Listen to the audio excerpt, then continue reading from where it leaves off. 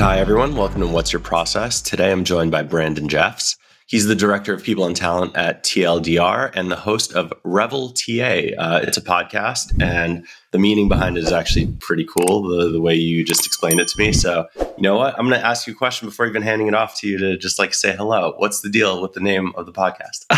Yeah, what's up, Dimitri? Stoked to be here today. The podcast is the RevolTA podcast, and it's this idea of the revolution of work being live streamed. I am not the person who coined revolution of work as a phrase. Revel is also lover backwards. And if you're a Revel, you're somebody who fights for something that they are deeply passionate about. So my podcast is pretty niched down for an audience of people and talent leaders that are making a difference in the future of work. Absolutely love that. That's really cool. So how are you doing today? Dude, I'm great. Sipping Todd's, dad in my bod, just out here in my basement, hiring for startups, trying to get on the Peloton. I've always enjoyed your company, and it's great to share that with you today. I feel the exact same. It's always fun getting to catch up. And yeah, as I look at my Peloton that I did not ride today, it's the second reminder today that I need to get on the bike. So thank you for that. In true earnestness, genuinely. Thank you for that. Yeah, my whole thing for 2025 is mind, body, spirit. And it goes back to this idea of be the change you wish to see in the world and you'll never work a day in your life or something like that. So for me, it's about how I integrate my life into the work I do. And that's actually what we're going to talk about today. That's really exciting. And I know for years we've all been talking about or trained to talk about work-life balance. And as much as I'm a believer in it, and I really I do try to actually put hard stops in between dad life, husband life, and work life. But it's so hard to do. So it's figuring out where and how these things do intersect is so important. Somebody once told me you can have it all, just not at the same time. Spot on. Got to figure out how to have it all, though. I don't know. I'm greedy. I was talking to someone about this the other day. I was I'm greedy. I do want it all. I've been really excited for this conversation because I think I don't know. It's just in general, it's a weird time, I guess. But within the recruiting space, within the wanting to be hired space, it feels like a lot of people are down on it overall. And I feel like you bring the right attitude and spirit to it and make it approachable and open it up to people. So I've been very excited because I think there's going to be a lot of really good combo here. Well, thank you. I'm looking forward to it too. What do people need to know about you? High level, I am a professional dot connector through and through. I'm a recruiter, but not only. I've spent the last 10 years working with public companies, private equity, venture-backed startups, and in the last few years, I've been working with bootstrapped founders themselves. But recruiting and HR is kind of a second career, like a lot of folks and millennials. During the Great Recession, I came out of school barely with a degree in English as a first language. So I went from a blue-collar baddie to a startup jobs daddy. That sounded weird. Sorry. That was amazing.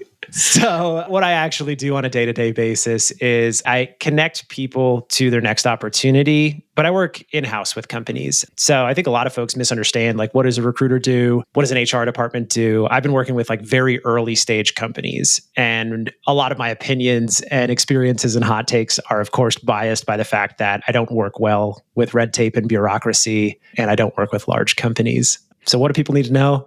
That's about it. Within the red tape thing, don't you become the red tape? Because I imagine, especially within that confusion of recruiting and HR, when there maybe isn't an HR department or a robust one, does recruiting not by default take that on? I'm not saying it should, but isn't that kind of the perception? Yeah, that is a little bit true. HR is so vast. It's something that every single company in every corner of the S&P hires for. There's 10 sectors of the S&P that are not tech. Having worked in tech startups for the last few years, we have this little echo chamber, and folks that do what I do are actually quite privileged in how we get to operate and move very quickly, and the tools and resources that are available to us. Much of what many people think about HR, like comp and benefits and payroll, all that stuff is outsourced at this point. One of the greatest compliments I ever received was from somebody who was an executive at a company, and they were really excited about the work we were doing. They were you are the least HR person ever. And I have hung my hat on that. That's pretty great. Shout out to HR people. Bro, when I got into this field, I couldn't spell HR. That's a different problem. I'm glad you've worked that one out, honestly. I feel like that's a low blow on my part because then I should be making you feel more welcome. But and I get that it's a joke, but come on.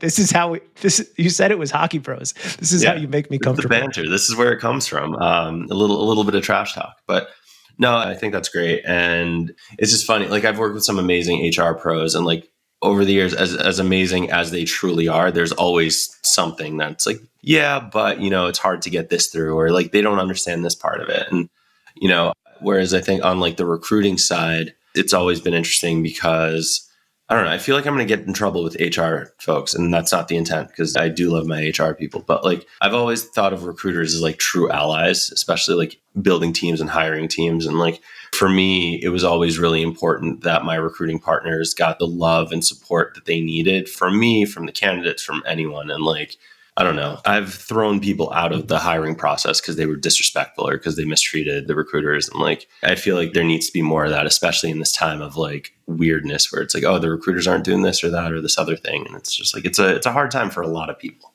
There's two things I'll jump in with, and it goes back to like what I'm doing in this role and why do we have these perceptions? Like basically, in my experience, the last 10 years working in like this corporate side of life, I've developed like a pie or comb-shaped skill set. And what do I mean by that? Like we've all heard about like a T-shaped skill set.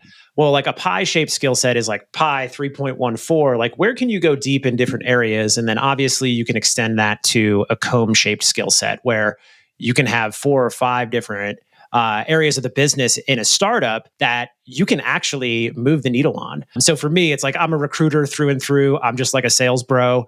So I love recruiting, but then like I've learned the HR stuff and I've worked on a lot of HR projects over the course of those 10 years. So it's kind of like have a major and a minor when you think about your job. And we see this in engineering roles where it's like a software engineer who can also design. So the pie-shaped, comb-shaped skill set is really something I encourage people to develop. And then the second thing is a little bit more like self-awareness and self-reflection. I know you're a big brand guy, so am I. I've done stuff in the employer brand space. And for me, I think a lot about my role, and I only know what I'm doing if I know like my own mission, my own how, and my own why. So like my mission, I did this exercise a couple of years ago, is to empower the candidate-employer relationship in the future of work. And how do I do that? Through curating bespoke candidate experiences. Boom, right there. I've already like boxed myself against scaling myself. I want to do it in a bespoke manner. And then third, my why. It's pretty simple for me, man. Like if I activate my highest potential in life, I can inspire it in others. That's fantastic. I'm inspired, truly. Like that's such a good reason to do anything, frankly. All right, Brandon, we've talked about skill sets. I think that the pie shape versus cone shape, I think that's a really interesting way. Like I've never heard that truly. So it's a really cool way to frame it up. But like, I like this idea of like majors and minors as well. And I'd like to jump into major territory. So what is one thing you're world class at? Networking. Really, it's that simple. Networking. When you asked me to come on, I was like, wow, man, I'm not good at anything. And that's why I like hate you for doing this, because it forces people to reflect and you're instilling confidence in people. And then like, that's your brand. So like you totally Uno reverse people in a way that is the beauty of this podcast. Like I see right through you. You've fallen into the trap, but you absolutely see what's going on. In our jam session today, my goal is people will leave having listened to this with one tactical takeaway to improve their approach to networking in 2025, and hopefully a little bit of that inspo to get after their goals and see how networking can open up some opportunities. That's great. I mean, I think, believe it or not, I do consider myself to be an introvert. This whole exercise for me is also about like pushing myself out of my comfort zone in a lot of ways. But networking is not something that's ever come naturally to me. It's something I've been like forced to do in a lot of ways. And I know a lot of people are intimidated by it. And I love this kind of thinking around like networking can be easier. I'm not going to say it can be easy, but it can be easier. And I can't think of anyone better, honestly, because I feel like whether it be LinkedIn, podcasts, you're always kind of like everywhere. And everyone's always got a smile on their face. Everyone's feeling good. Everyone's happy. Everyone's having like productive conversations. Like it's not just walking into a crowd and saying, hey, my name is Dimitri. There's more to it. And I feel like whenever I see you, you're teaching a masterclass in how. Don't stop there. Keep buttering me up. I love that pause there because you legitimately did want me to just keep going. And I applaud that because you know what? You should want more. No, it's that piece of, I think a lot of folks, particularly in recruiting, it's such a service-oriented, humble part of the business. Like we're always the first ones to go when shit hits the fan. We're always to blame when a hire doesn't work out. Like we're the scapegoats, but also it's probably one of the lower barriers to entry in the corporate org chart. So like I'm pretty proud of being resilient. And I know a lot of recruiters are resilient too. But one thing we don't do is I think celebrate those wins. So it's actually something that by asking me to come on here, I didn't really think about this being a skill. And then I actually did the reflection on it. And like, I think I'm good at networking because it was a skill that was developed from an early age. And I have to give some of that credit to my parents. My dad was a community banker, and my mom was a nurse educator involved in career advancement and certifications for nurses. And she was also a researcher. So I give them a lot of credit for who I am today, because when I talk to folks in this like very one-on-one way that doesn't scale, and the things you don't see perhaps online, it's folks asking for advice and giving them tips. And this all started by just giving them like my playbooks or giving them email templates. So I'm excited to shine a little light on this. And then it's like content that lives forever. And maybe this will be something that I can point people to. Absolutely. So where do we start?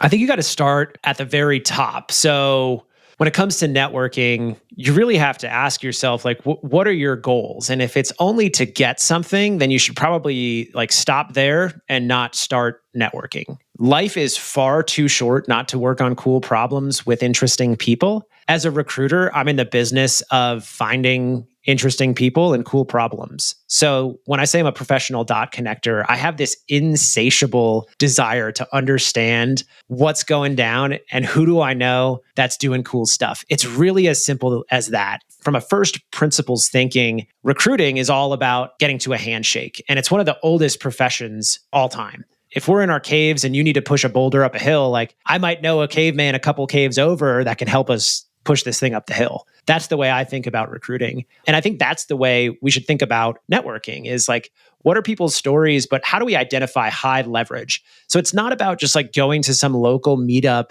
for networking and saying like, hey, what do you do? It's having a level of intentionality behind it and having curiosity and just this kind of wonder and awe around how you can create light bulb moments. The one variable we can't control in all of it is time.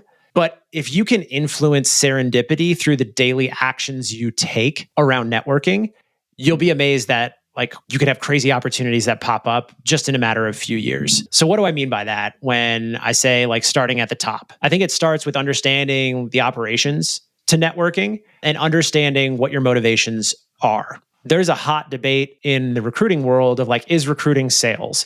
People love to fight about this. I think fundamentally they're very similar operationally. And part of what I do as a recruiter and sourcer is really what anybody can do from a networking perspective. Do you want to hear about it? Yes, I would love to hear that. Awesome. So step one is operationally. I think everybody knows like LinkedIn is the blue devil for doing all of this. I did not coin the term blue devil. Shout out to Steve Levy, one of my mentors. So I think it's just optimizing your profile. You're a brand guy. I think if you think about your profile representing your personal brand, just doing a few small things on your profile. There's a lot of folks that'll sell you courses on this, but you really don't have to. Like you can just create like a look and feel that speaks to your personality. One simple thing is turning creator mode on as default. And you want to set your default button to follow. This will set up your stack for success, because then my advice is always going through and identifying who are the 10 or 20 king makers or queen makers in your field, who are the most interesting voices, and then hitting the bell to get the notifications so you can start commenting early and often on some of those folks that have algorithmic growth. So commenting early on stuff is a great way to just like fine tune your news feed. And then also when it comes to LinkedIn itself operationally, you're allowed 150 connection requests per month. So you're going to start to flywheel by following these folks in your field, just a path for business development. And as you start to connect with folks, even if you aim for a 50 or 60% acceptance rate per month, you're looking at about 1,000 connections per year. If you just turn the dial a few points on your acceptance rates, you're going to get to micro influencer status pretty quickly in the matter of 2 to 3 years. This is just on connection requests alone. I was going to say, that's not followers, right? Like, in turning on creator mode and enabling that follow button versus the connect button, you're still leaving that path open as well. Yeah, 100%. Because then once you've connected with somebody, they're going to follow you. And then as you start to create content, you can get that inspiration from other people. You can start having like cross-linking. I don't want this to become like a LinkedIn hack, but that is like the operational framework in which I think about networking. Okay, if there's 150 people in this field that I want to talk to or that I want to work with, how do I break that down into just a daily motion of the 10 or 15 folks I should connect with this week so I'm maximizing what I'm getting from this platform for free? I talked a little bit about that, like moving to micro influencer status. There's a lot of folks that do have huge followings on LinkedIn. That should not be the goal. Like, right. I know folks that have hundreds of thousands of followers that can't find a lead within their audience. That's actually a bad thing. You can't like undo the algorithmic explosion. So if you aim for a sweet spot of delivering really strong signal through noise, I think anybody can get there in a matter of a few years to become a thought leader in their space, if they actually have two things, thoughts and leadership. I mean, I know like it's something I struggle with all the time where it's like, I'll look at my own follower account and I don't mean to, but I think we're all human and we all kind of fall into that trap. Why isn't it growing as fast as like someone else, right? Fill in the blank. But I think we all forget, like once we get past that like vanity metric aspect of it, like the number could be small, but if it's the right people, then you're doing it right. The big numbers they're nice for certain things, but if you're trying to grow a business, if you're trying to connect with, and like, we don't even need to frame this around like growing a business, but like in terms of genuinely like the fundamental kind of thing with networking is that connection, that human connection, that ability to learn from one another and really like build a relationship. And so whether it be on LinkedIn, whether it be in life, regardless, right? It's like you have this moment and this opportunity to connect with the right people that can become friends and colleagues and advocates or allies, whatever it might be, which just doesn't happen with those big numbers when you're just like, oh, I posted something, it got a lot of views and a bunch of like randos followed me. Cool. But like, now what? Exactly. And this is just the starting point. This is like, what are you going to do each week? Like if you're fired up about something, if you're excited about Red Yeti coffee cups, like go tell the world about Red Yeti coffee cups and tell 100 people that week.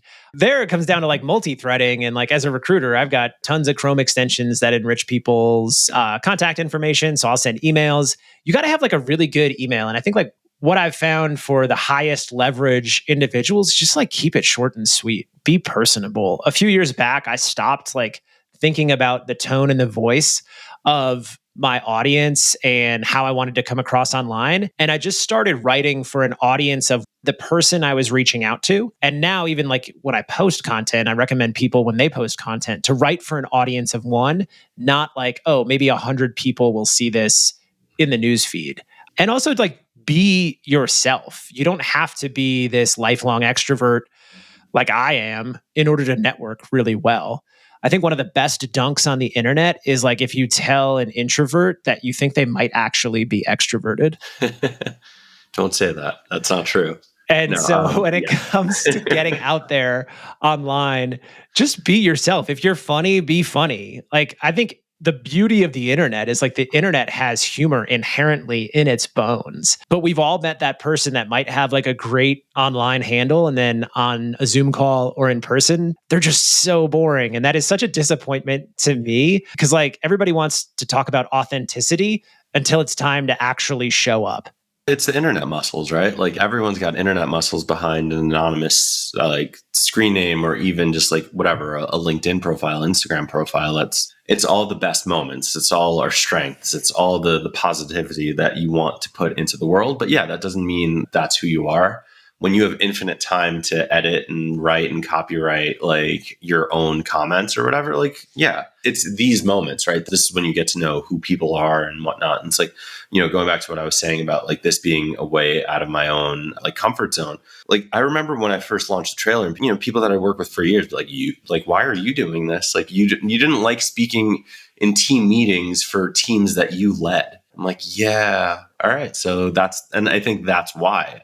but you wouldn't get that from a LinkedIn comment when I'm just like talking shit, where you and I go back and forth about whatever the flavor of the day is, I guess. I think it comes down to just like picking a few core topics and you can serialize your content. I think about some of the things I talk about as like almost like my political stump issues.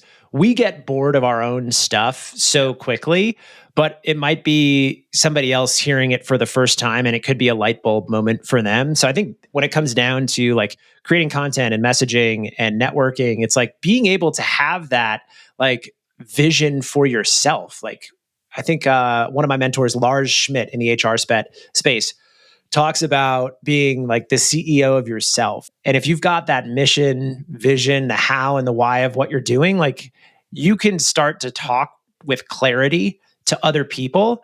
And then it's kind of like that idea of like how you attract things into your life and like, I don't know, win friends and influence people. But if you're focusing on who you're talking to and what value you can bring, I think a lot of the times in startups, it's just like being helpful. And that's why recruiting works for me and networking works for me. Cause like it's easy to talk all day for me. It's easy to do a couple hours of like administrative biz dev work, send some emails, run some spreadsheets.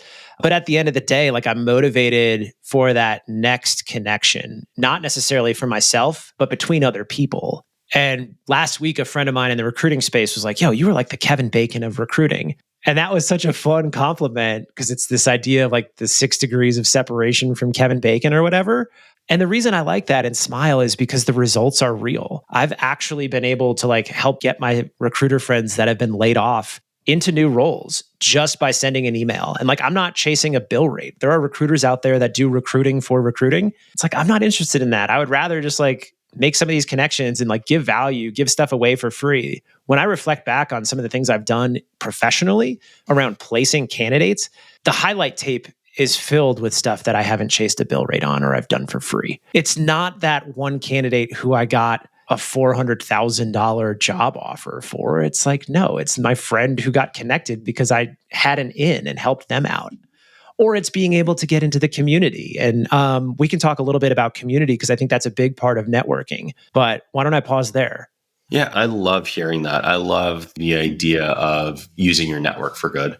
Because I think you started this right at the top, like as you were talking about, like, understanding your motivations and like literally, I think you said start at the top as step one.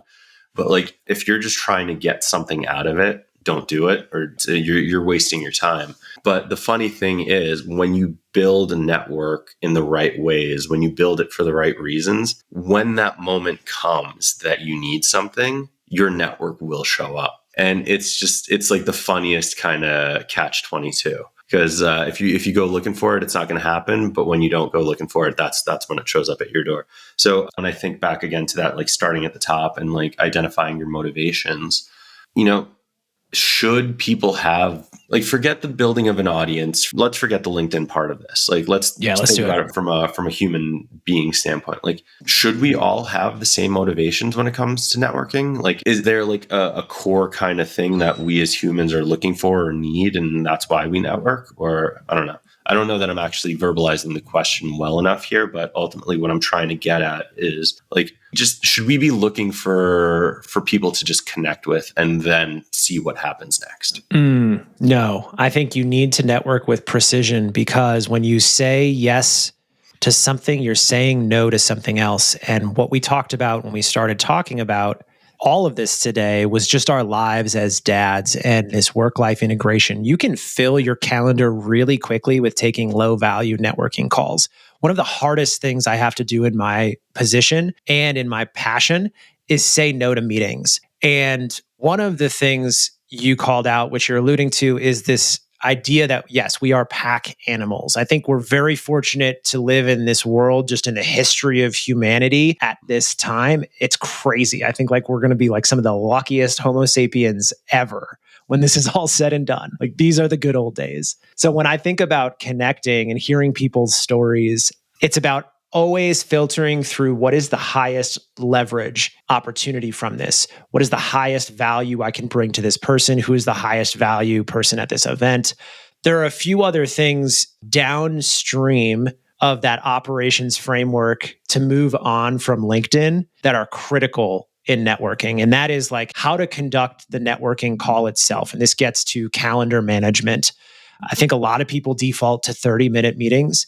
My Calendly, which I don't pay for, Calendly is not sponsoring this. It'd be a lot cooler if they were, is 15 minutes for coffee. Like, let's just check in, say what's up. I actually ask for a lot of people's cell phone numbers. I'm actually surprised you and I are not on a texting basis, because I send like a lot of texts and like funny videos. And that's how I've been able to build some of these relationships with people, is just bringing my personality to life through different channels. So it's not just an email or it's not just a video call. So you and I get in texts. So we get a thread going. That's a good reminder. But it's this idea of how do you manage a call? And at the end of every call, one strategy I have is to provide a give and an ask. So Dimitri, today was very high value. Here's one thing I can give you from our conversation. Here's one thing I'm asking for. You don't always have to have a give or an ask in your pocket, but if you shoot the breeze and network for 10 minutes and then get to that precision and just show your cards, like be transparent about your intentions, however crazy or vast or big they may seem, especially if you're shooting your shot and it's a really high value, high leverage individual, you can almost pattern disrupt their life by being so honest with them. And this has happened to me time and time again. I have tons of anecdotes of breaking into the recruiting and HR space in the last few years just by following this framework and then also showing up. So we can talk about the next part of the process of networking, unless you want me to pause. No, please keep going. I love this notion of give and ask. So the give and ask is a great way to structure the ending of a call and leave somebody with a memorable experience. And it also gives you a takeaway. I actually typically throw in Google Notes for every net new connection I have, just so I have some sort of repository on what we talked about. And this is pretty easy. You can do this with transcription tools these days. But part of networking is like actually showing up. And this can be in your community. This can be at industry events. I woke up a few years ago and having worked remotely prior to the pandemic and through the pandemic, my network was predominantly outside of Colorado. And I love Colorado culture. I love it here. Like people are super passionate about work, super passionate about life. They're like baller mountain bikers and skiers, just as baller as they are at product and engineering and sales. So when I woke up and I was like, man, I just don't feel connected to like the folks in my backyard, I got connected here and started doing some events and got involved. So like I'm on the advisory council for a Disrupt HR event that we throw in Denver each year. I'm launching a community this month. I just launched a community in Denver for startup operators and recruiters and HR folks. We got a happy hour next week, and we're going to do quarterly meetups. So it's this idea of showing up in your own backyard first, if you can, and if there's community there to be built, but then also identifying, okay, if there's industry conferences, what are one or two that I can just show up at and see what it's all about? That investment you can make in getting to those events, I think, are critical if you want to make a splash in your industry. And I could talk all about like personal event strategy, but for an extrovert, that's where the fun stuff comes in. And funny enough, like I couldn't agree more. I think like what's interesting about the events is that everyone goes into them with that mindset and outlook of I'm here to network. Even, you might be there to sell something, you might be there to maybe buy something, I don't know. But ultimately you are going in there with that mindset of I'm looking to connect with people. And I think that's really nice because when person A wants to and person B doesn't, you always get some kind of friction. Whereas when person A and person B both want to meet, like that's a beautiful thing. So yeah, I couldn't agree more on the event side of things. And then this is where I think a lot of times events can be overwhelming, but when you're there, identifying and putting yourself in spaces to just have fun and be yourself, be intentional with the people right in front of you. Don't be that guy that's like looking over somebody's shoulder, like who else can I talk to or whatever. Like, don't do that. Just say, excuse me, or I've got to go to the restroom. You laughed at one of my fast times at Ridgemont High memes online once. And it's like, there's this scene, I think, in that movie where the guy's giving the guy advice. He's like, wherever you are, just act like it's the best place to be. Yeah. And like, that's the reality of like your event. Like if you're on the expo floor at some massive conference and there's 3,000 people there in Vegas, like just have a good time talking to the person in front of you. Like you're not going to miss out on anything. Find ways and the confidence to walk up to your heroes and shake their hands and introduce yourself. I've done that. That's part of the reason why I started this podcast was I wanted to record conversations with my friends. And then that quickly grew to shooting my shot, as people say these days, and just asking, industry leaders if they wanted to come on. And like now I've got them on speed dial and I send them silly TikTok style videos and songs of me singing around my house. And I think you can't be afraid or insecure to bring value to other people. And if you go through that exercise of like, what am I doing? Like, what is my mission, my why, my how? You can tell that to anybody. But I think there's something else that's interesting here, though. Like, and I'm sorry for cutting you off, but like in thinking about, the texting and the memes and the singing, like you're taking an interest in these people. Like, it's not transactional. It's not just, again, like, this is someone with a fancy title who works at a great company, and I'd love to just like be in their shadow in case something falls off or whatever, right? Like, I've gotten to know these people. They're human beings just like me. They have interests, they have passions. There are things where, there are areas where we have overlap. I'm going to keep that in mind. And when I come across something, I'm going to share that. Like one of my mentors, Cindy Goodrich, she was one of my bosses at HubSpot. She loves comedies. Like she loves great movies. And recently, like we both, like RIP to the show because it just ended. But like What We Do in the Shadows on FX is like, I think one of the funniest shows, maybe the funniest show ever. And like, we'll just be texting each other random quotes, like out of nowhere. Like I'll just get a quote or a meme or something from her and she'll get one from me. And like, we don't necessarily need to talk every day or every week. We don't necessarily need to understand what's going on in our professional lives at all times. But like, that Jackie Daytona gif, which hopefully gets some laughs from people at home who know, that means the world. Like when I get one of those on my phone, like I know all is well. And yeah. I think that's a beautiful thing. And like going back to a lot of what you're saying in terms of even like precision, like, yes, you're going to find the right people, but there's got to be, and you're talking about this with your why and how, like there is a why there that goes beyond just, I want a new job. I want a new role. I want this. I want that. I want to connect with this human being who also can bring value. The why is critical because that's the piece I always blow past. If you don't know the why, you can't be successful at this. And like part of that why is like, I've been working as a team of one for the last few years. I've been working remotely. I live on a remote cattle ranch outside of Denver. I drive myself nuts in my basement. So part of why I started reaching out to other people is like, well, man, if I'm not going to have like a work bestie, like, why don't I go be somebody else's work bestie? So I started hitting people up and I found all these other folks that are doing like recruiting teams of one, and it's a grind. And I felt like I just like wasn't living life authentically if I was hiding my personality and like my friend version of myself to other people. And there's really low risk in breaking down that wall. Like I'm pretty tattooed, and like for a lot of years I wore like long sleeves and long pants and like didn't show that side of myself at work. Or I wouldn't say that like meme or joke or reference that you were alluding to, or just break down that friend barrier with somebody. The reality is like I'm not going to be everybody's cup of tea. But when I break down that barrier and I show people this other side of me, I'm able to make fast friendships. And as a man in my 30s, like it's not easy to make friends with people all the time.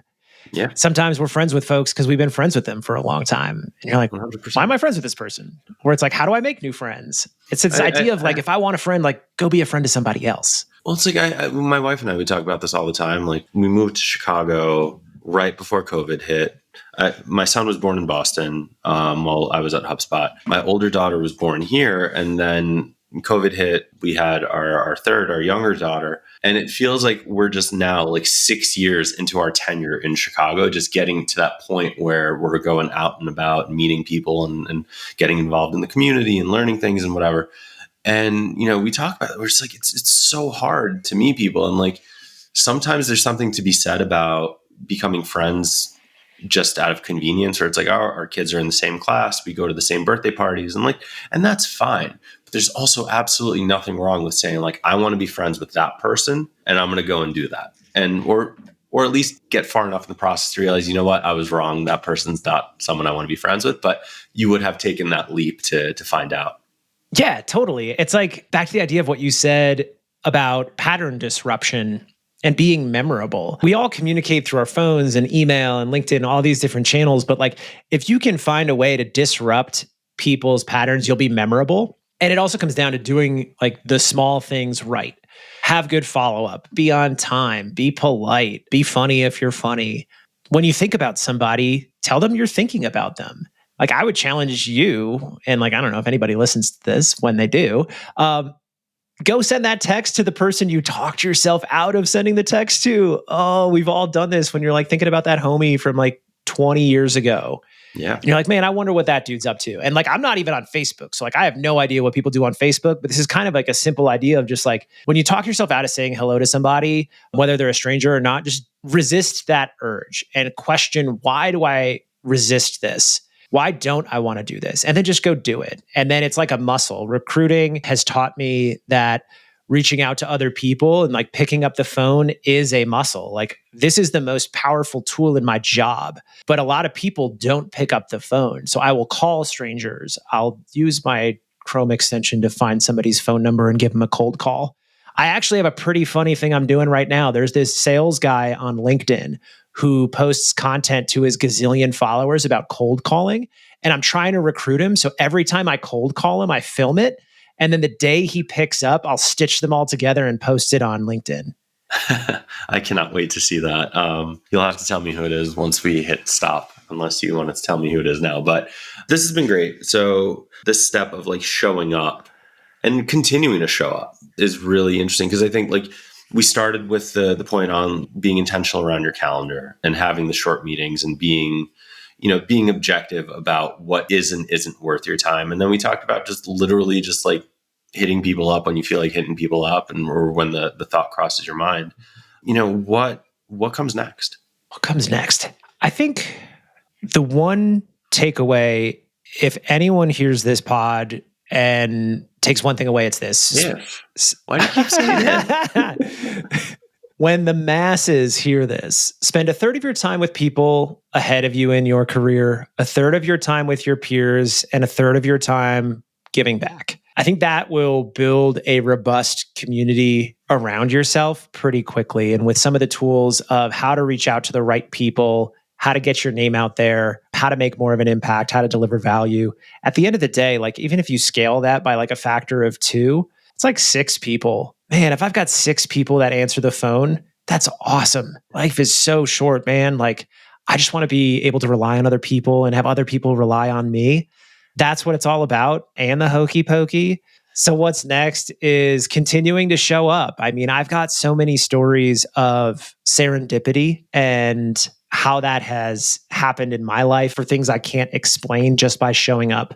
So I mentioned a little bit about the communities that I work with here in my backyard. I launched a Transform community for Denver. We're going to do meetups in Denver. I'll be out at the Transform conference in Vegas. I go to a lot of industry events for recruiting. I've started investing in that. I've become an advisor to some recruiting products in the space, which is super cool. I talk to a lot of candidates because I'm in the trenches. I meet a lot of interesting people. I force myself to make connections when I think of like, oh, Dimitri should know so-and-so.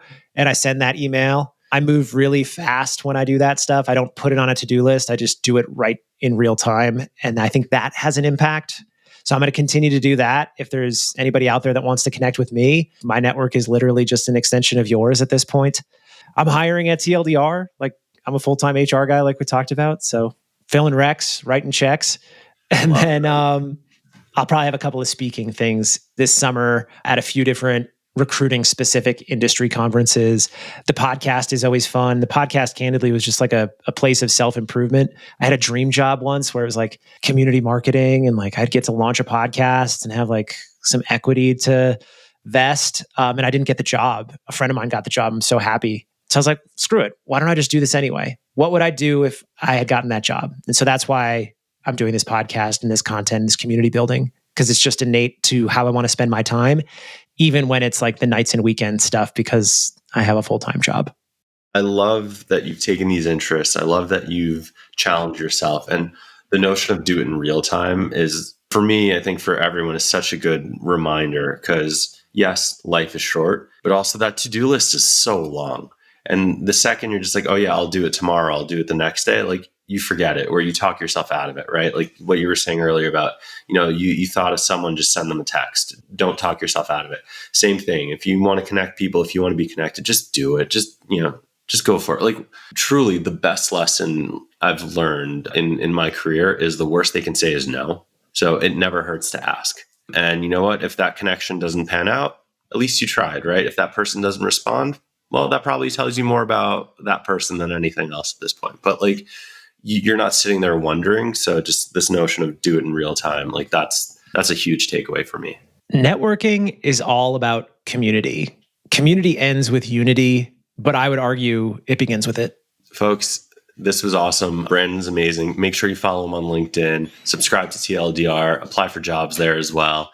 Check out the podcast. Brandon, thank you so much for being here. This was awesome. I look forward to, we're buddies now. We have been buddies.